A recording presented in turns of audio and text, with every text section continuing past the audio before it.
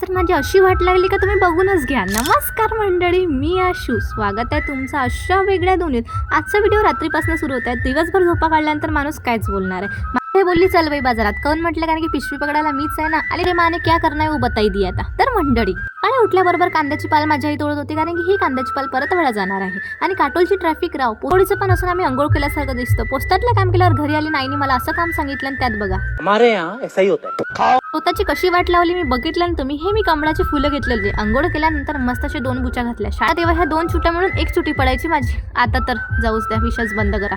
आणि सगळे झाडे लावले होते ना, त्याचे फुलं तोडायचे होते, कारण की देवपूजा करायची होती। मग म्हटलं आज मस्त देवपूजा करून देवा जिथं लागल्या ना तो पेन तरी कमी होऊ दे।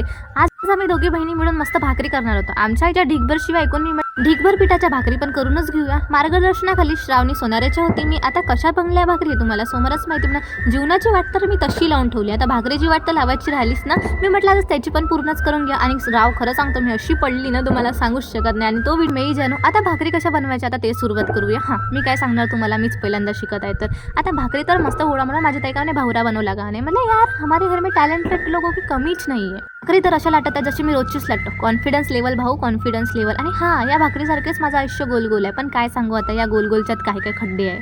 भाकरी तर एवढी मस्त झाली पण पलटवताच नव्हती। मग काय ताईनं शिकून दिली आपली पलटवणं। भाकरी सांगा कशी जमली। तसं तुम्ही काही म्हणा, अर्धी सुग्रंत आहोच मी। आजचा व्हिडिओ इथे संपन्न करूया।